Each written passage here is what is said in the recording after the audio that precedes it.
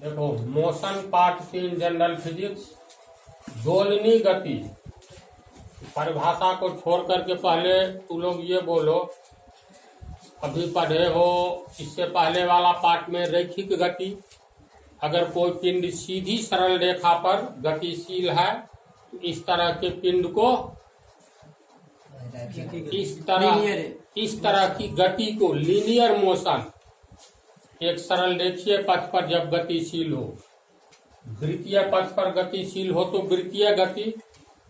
और देखो, झूला झूलते हुए देखा होगा, देखा है ना। जैसे मान लो बचपन में हम लोग या ज्यादा उम्र वाला भी झूला झूलता है। कोई वृक्ष की ये टहनी है, इसमें डोरी बांध देता है, इसमें एक लकड़ी दे देता है, यही ना है जी। इधर भी पैर दे दिया, मतलब ये लकड़ी है, इधर भी ऊपर से डोरी लगा हुआ है किसी वृक्ष के शाखा में। इसके बाद इसको थोड़ा खींचो और छोड़ दो तो ये बिंदु मान लो ए बिंदु है, तो ये कैसे झूलेगा? ऐसे ही नहीं होता है झूला में। यानी बिंदु ए से मान लो यहाँ बी तक जाता है, तो ए से बी तक जा करके बी से ए तक आता है, फिर यहाँ ए से सी तक जाता है, फिर सी से ए होते हुए बी तक जाता है ना झूला में। तो झूले की गति को क्या कहेंगे? दोलनी गति। जिस गति में कोई पिंड एक निश्चित बिंदु के आगे पीछे या ऊपर नीचे गति करती है, उस गति को दोलनी गति कहते हैं। एक निश्चित बिंदु के आगे पीछे, पहले यहाँ तक आओ, बिंदु ए के आगे और फिर यहाँ से यहाँ आया तो पीछे, है ना। मान लो इसकी लंबाई 4 मीटर है, 4 मीटर आगे जाएगा तो फिर आकर के यहाँ तक ये 4 मीटर पीछे जाएगा। तो बिंदु ए के आगे पीछे, आगे पीछे, तो इस तरह की गति को दोलनी गति कहेंगे। जिस गति में कोई पिंड एक निश्चित बिंदु के आगे पीछे गति करती हो। फिर इसमें लिखा है या ऊपर नीचे गति करती है। तो आगे पीछे पर एक उदाहरण और देखो, पेंडुलम वाला घड़ी तो लोग देखा होगा। पेंडुलम वाला घड़ी में 12 बजे, 3 बजे, 6 बजे, 9 बजे का ये लकीर है। इसमें देखना जो एक पेंडुलम रहता है। पेंडुलम का क्या काम है बोलो तो? घंटी भी इसमें रहती है, 3 बजेगा तो 3 बार घंटी मारेगा, है ना। और ये पेंडुलम, ये बिंदु मान लो एम मान लेते हैं, तो आगे फिर इस बिंदु पर आता है पीछे, आगे पीछे गति करती है ना। ऐसा ही तो झूले की गति और वैसी घड़ी जिसमें पेंडुलम लगा रहता है, सब में नहीं लगा रहता है, तो पेंडुलम वाली घड़ी की गति, पेंडुलम की गति दोलनी गति का उदाहरण है। परिभाषा से ही स्पष्ट है।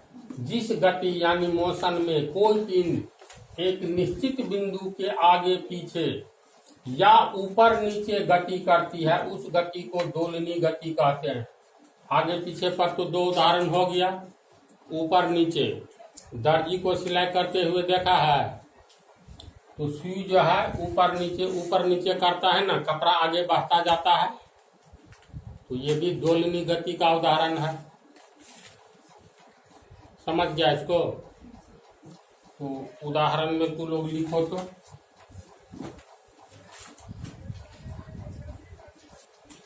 झूला का भी चित्र बना। देखो, आवर्त गति की परिभाषा, जिस गति में कोई पिंड अपनी गति को समय के एक निश्चित अंतरालों पर दोहराती रहती है, उस गति को आवर्त गति कहते हैं। देखो, जिस गति में कोई पिंड अपनी गति को समय के एक निश्चित अंतरालों पर दोहराती रहती है, उस गति को आवर्त गति कहेंगे। तो इसका अर्थ ये हुआ, इसमें भी वही उदाहरण, झूले की गति और सिलाई मशीन के सुई की गति। जैसे मान लो ये एक झूला टंगा हुआ है,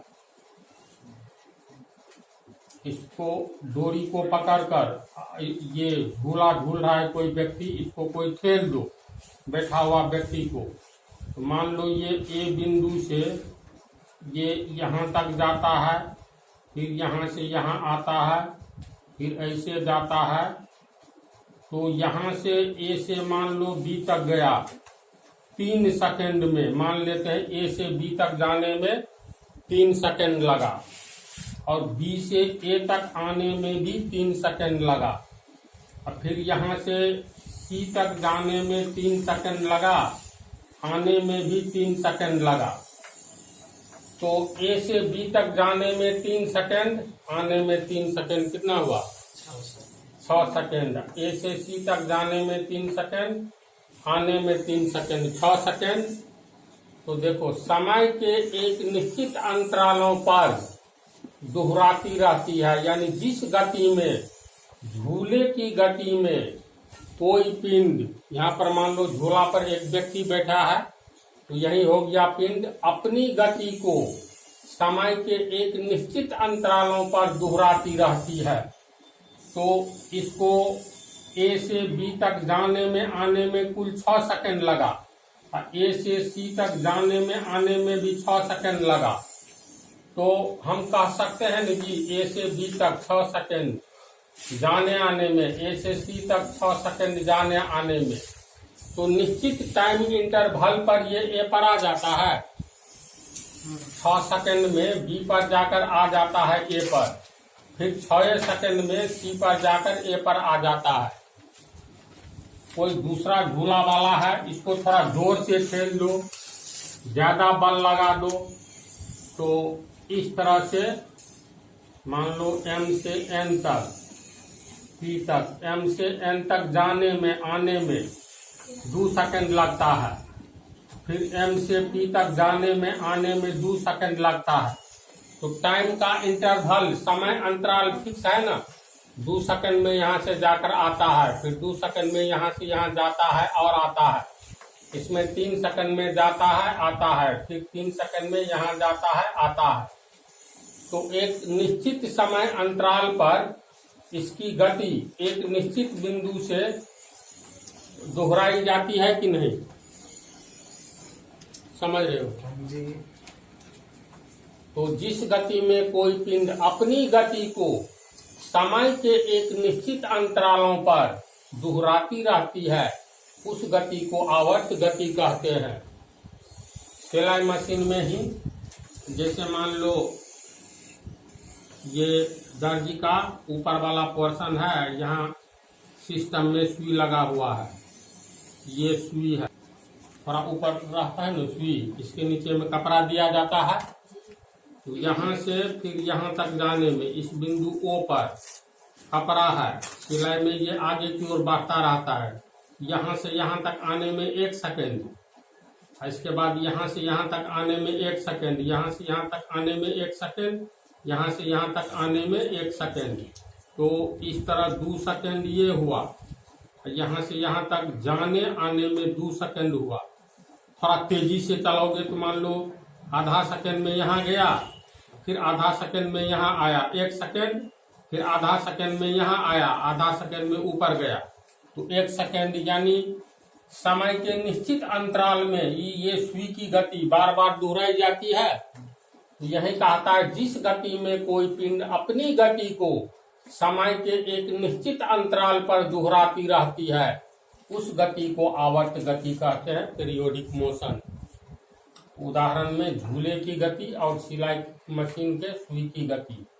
तो ये आवर्त गति। इससे पहले क्या बतलाए? दोलनी गति, दोनों मिलता जुलता है। समझ गया? उदाहरण में ये उतार लो। वैसे देखो, गति प्रकृति में बहुत तरह की होती है। अब इससे पहले वाला पार्ट में तुम लोगों को बोले, दर्जी जो मशीन चलाता है तो उसमें कितने तरह की गति काम करती है? देखो उसका पैर भी चलता रहता है, ऐसे ऐसे, है ना, ये अलग गति में है। इसके बाद कपड़ा आगे की ओर बढ़ता रहता है तो रैखिक गति में, और सुई जो सिलाई करता है तो आवर्त गति में, है ना। इसके बाद उसका ये ऐसे ऐसे करता है तो चक्का नाचता रहता है, ये वृत्तीय गति में। तो एक ही काम में चार तरह की गति उत्पन्न होती है। तो प्रकृति में बहुत तरह की गति होती है और कई गति एक साथ काम करती है।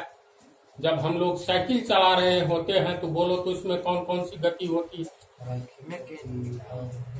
साइकिल हम लोग सीधी सरल रेखा में चला रहे होते हैं, उसमें रैखिक गति होती है, लेकिन चक्का घूमता रहता है तो उसमें वृत्तीय गति होती है ना। किसी कार पर ही बैठो, मोटरसाइकिल पर बैठो, तो मोटरसाइकिल तो सीधी सरल रेखा पर चल रही होती है तो रैखिक गति में होती है, लेकिन चलती है कैसे मोटरसाइकिल? उसका चक्का वृत्तीय गति करता है, तब ये गाड़ी आगे बढ़ती है। तो जिस समय कोई मोटरसाइकिल चला रहा होता है उसमें कितने तरह की गति देखने को मिलता है? दो तरह की गति। मोटरसाइकिल पर बैठा आदमी रैखिक गति में जा रहा है और मोटरसाइकिल का चक्का घूम रहा है तो चक्का वृत्तीय गति में है। जिस समय दर्जी कपड़े की सिलाई कर रहा होता है उसमें चार तरह की गति काम करती है। उसका जो ये मशीन का चक्का घूमता है तो उसमें वृत्तीय गति, कपड़ा की सिलाई करता है तो कपड़ा आगे की ओर बढ़ता रहता है, सिलाई होती रहती है, उसमें रैखिक गति। फिर सुई अप डाउन करता है तो आवर्त गति। अब पैर अलगे उसका इस तरह करता है तो ये एक अलग तरह की गति है। तो कई गतियों का एक साथ मतलब मिश्रण टाइप की बात भी देखोगे प्रकृति में। तो इसका उदाहरण उतार लो। इसके बाद तुम लोगों को इससे पहले वाला पार्ट में जो वृत्तीय गति में किसी पिंड की दिशा क्या होती है ये बतलाते हैं। उदाहरण में उतार लो। देखो, अगर कोई पिंड एक सरल रेखीय मार्ग पर चल रहा है, जैसे मान लो ये सीधी सड़क है,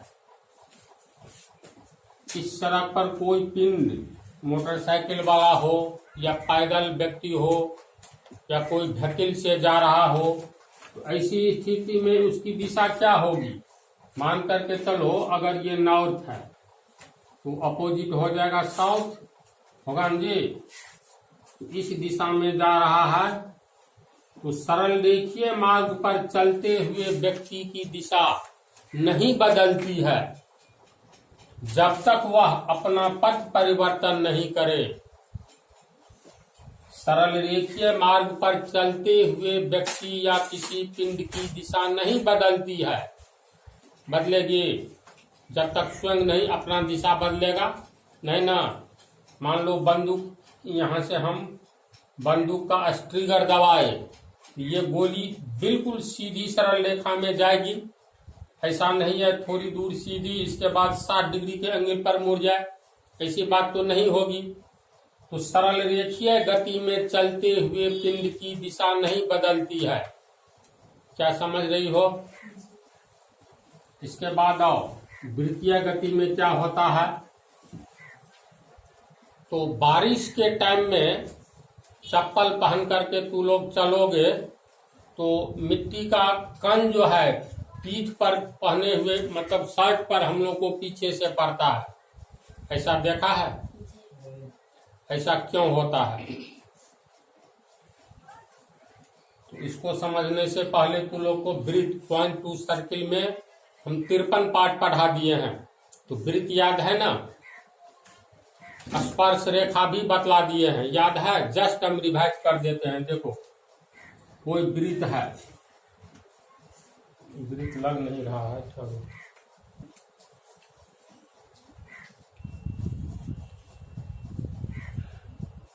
मान लो सी केंद्र वाला कोई वृत्त है, तो वृत्त की परिधि पर कोई बिंदु लेंगे, मान लो ये बिंदु लेते हैं, तो स्पर्श रेखा की परिभाषा क्या होती है? प्रिंस याद है तुमको जी? चंपारण, वृत्त को जो परिधि से किसी एक बिंदु को छूकर। वृत्त की परिधि के किसी एक और केवल एक बिंदु से गुजरने वाली रेखा को स्पर्श रेखा कहते हैं। जैसे मान लो ये बिंदु है, बिंदु डी है, तो डी बिंदु से अनंत रेखाएं गुजर सकती है ना। लेकिन बिंदु डी से जो वृत्त की परिधि पर है, सिर्फ एक और केवल एक रेखा को गुजारोगे। इसका परिभाषा वैसे ही सब डिटेल में बतला दिए हैं, इनकेस मिस कर रहे हो तो लिख लोगे।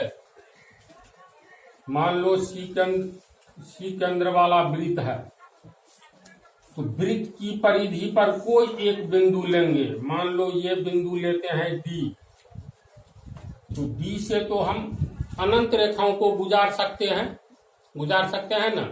कैसे बोलो? इधर फिर डी बिंदु से ऐसे ऐसे ऐसे, जैसे मन हो अनंत रेखाएं गुजर सकती हैं। लेकिन किसी वृत्त की परिधि से वैसी रेखा किसी वृत्त की परिधि पर स्थित बिंदु से जब एक और केवल एक रेखा गुजरे,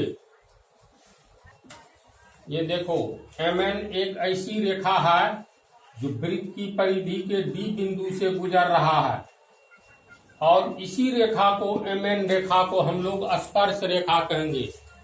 स्पर्श यानी स्पर्श का मतलब देखो दो तरह की बात होती है। बोलो तो इसको छूना कहेंगे कि पकड़ना कहेंगे कि स्पर्श करना। ये हुआ पकड़ लेना, चलो चोर को पकड़ो, आराम से पकड़ लो, ऐसे है ना।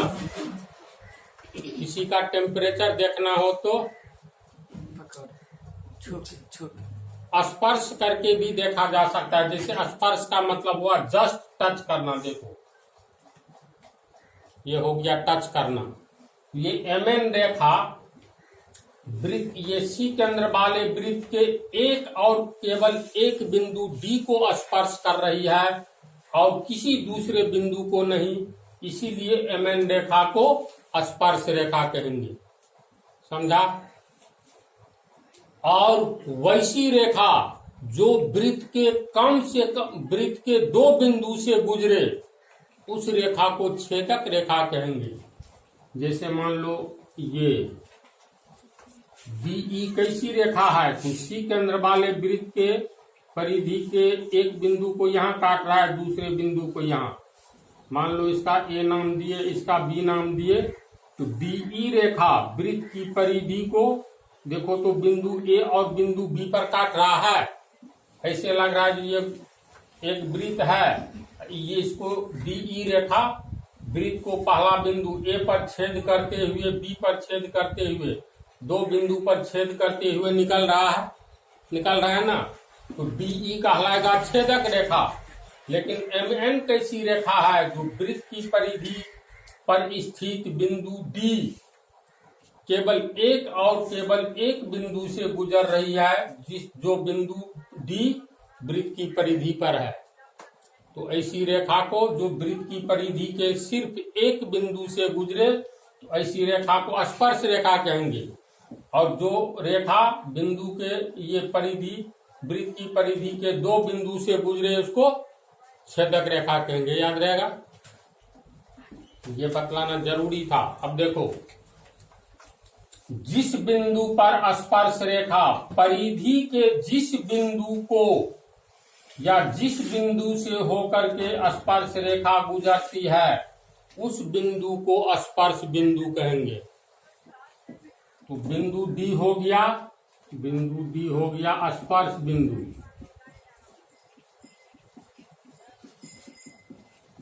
और MN हो गया स्पर्श रेखा। समझा?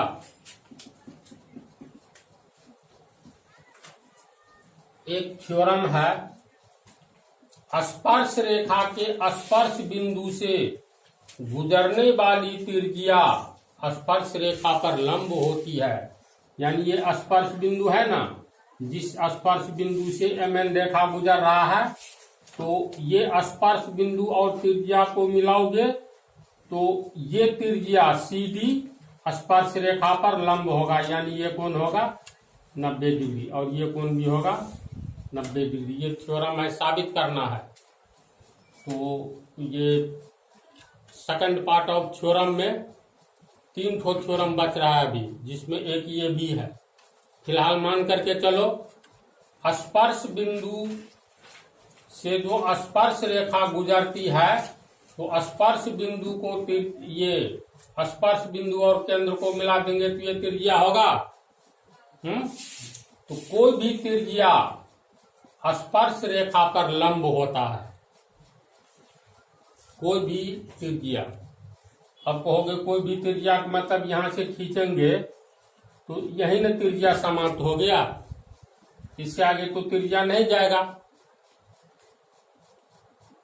तो स्पर्श रेखा के स्पर्श बिंदु से गुजरने वाली त्रिज्या स्पर्श रेखा पर लंब होती है। ये पंक्ति याद रहेगी।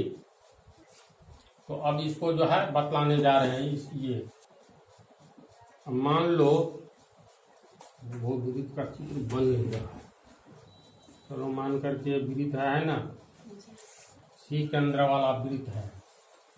इस पर कोई पिंड मान लो गतिशील है, ये डायरेक्शन दिखा रहे हैं, यानी ऐसे जा रहा है, वृत्ताकार मार्ग पर गतिशील है, चक्कर लगा रहा है।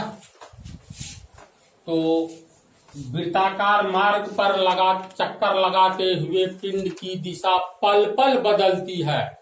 अगर मान लो किसी समय पिंड तुमको यहां पर है, बिंदु ए पर, फिर कुछ सेकंड के बाद बिंदु बी पर आया, कुछ सेकंड के बाद डी पर, इसी तरह फिर ई पर, इसके बाद फिर एफ पर, इसी तरह फिर जी पर, यानी अनंत बिंदु ले सकते हैं। हम कुछ ही बिंदु के द्वारा समझा रहे हैं। तो जिस समय पिंड ए पर है उस समय ये किस दिशा में जा रहा है, बोलो? सीधे। बिंदु ए पर तू स्पर्श रेखा खींचो, ST। तो जिस समय वृत्ताकार पथ पर कोई पिंड गतिशील होता है, मान लो बिंदु ए पर है, उसकी दिशा कही जाएगी AT। फिर मान लो इस तरह बी पर आया, तो यहाँ पर स्पर्श बिंदु इसको मान करके स्पर्श रेखा खींचो, इसकी दिशा कही जाएगी ML। इसी तरह डी पर आया तो यहाँ पर तू स्पर्श रेखा खींचो, ये हो गया PQ। बिंदु डी पर जब पिंड आएगा तो कहा जाएगा DQ की दिशा में जा रहा है। ई पर आएगा तो स्पर्श रेखा खींचो, कहा जाएगा EX की ओर जा रहा है। यानी फिर दूसरा स्पर्श बिंदु लेंगे तो अलग हो जाएगा। इसका अर्थ है किसी वृत्ताकार पथ पर गतिशील पिंड की दिशा, चूंकि वृत्त की परिधि पर अनंत बिंदु होते हैं और अनंत बिंदु से अनंत स्पर्श रेखाएं खींची जा सकती है, इसीलिए जब किसी वृत्ताकार पथ पर कोई पिंड गतिशील रहता है तो उस वृत्ताकार पथ के एक एक बिंदु पर उस पिंड की दिशा वही होती है जो मतलब जिस बिंदु से, मान लो जिस बिंदु पर रहेगा, इस बिंदु पर खींची गई स्पर्श रेखा उस पिंड की दिशा बतलाती है। इस पंक्ति को फिर एक बार सुनो। किसी वृत्ताकार पथ पर गतिशील पिंड की दिशा क्या होगी? तो इसका आंसर है किसी वृत्ताकार पथ पर गतिशील पिंड की दिशा वृत्ताकार पथ के प्रत्येक बिंदु पर बदलती रहती है। प्रत्येक बिंदु पर बदलेगा, क्योंकि हर एक बिंदु की अपनी स्पर्श रेखा होगी। जैसे बिंदु ए का स्पर्श रेखा देखो ST है, तो यहाँ पर पिंड आएगा तो कहेंगे इस पिंड की दिशा A से T की ओर है। समझ गया? जब इसी तरह मान लो यहाँ आएगा तो यहाँ भी स्पर्श रेखा खींचेंगे तो ऐसे होगा। तो मान लो यहाँ आया तो इसकी दिशा B से N की ओर कही जाएगी। अगर बिंदु D पर पिंड आया तो यहाँ पर स्पर्श बिंदु हो गया D, स्पर्श रेखा खींचोगे तो DQ, इसकी दिशा DQ कही जाएगी। फिर इस तरह मान लो E पर आया तो स्पर्श रेखा खींचेंगे ई एक्स हुआ। अब इस बिंदु पर पिंड की दिशा ई एक्स कही जाएगी, समझ रहे हो। इसका अर्थ है किसी भी वृत्ताकार पथ पर गतिशील पिंड की दिशा क्या होगी, स्पर्श रेखा हर एक स्पर्श बिंदु पर बदलती जाएगी और स्पर्श बिंदु पर खींची गई स्पर्श रेखा की दिशा में होगी। अब मान लो चप्पल पहनते हो, ये जो छिटका पड़ता है बारिश के टाइम में, उदाहरण से बतला देते हैं। इसका आंसर जो लिखोगे ना, तो पहले ये तुम लोग चित्र बनाओ। तो इस चित्र को बनाओ, कम से कम 1 2 3 ठो 4 ठो बिंदु खींचो। तो इसको तुम लोग जो है देखो, हम लिख दिए हैं किसी वृत्ताकार पथ पर गतिशील पिंड की दिशा पल पल बदलती रहती है। यानी वृत्ताकार पथ पर पिंड किसी समय जिस बिंदु पर रहता है उस बिंदु पर खींची गई स्पर्श रेखा की दिशा उस गतिशील पिंड की दिशा होती है। मान लो अगर पिंड ई पर है तो बिंदु ई पर स्पर्श रेखा खींचेंगे तो इसकी दिशा ई से एक्स की ओर होगी। एफ पर जिस समय गति के दरमियान आएगी तो एफ पर स्पर्श रेखा जो खींचेंगे, मान लो एफ एम है तो एफ से एम की ओर होगी। समझ गया ना पूरे चित्र को। अब इस प्रश्न का जवाब मिल जाएगा। जो बारिश के समय में कीचड़, जब हम चप्पल पहनकर जाते रहते हैं तो कीचड़ हमारे शरीर के पीठ पर पड़ता है, क्यों?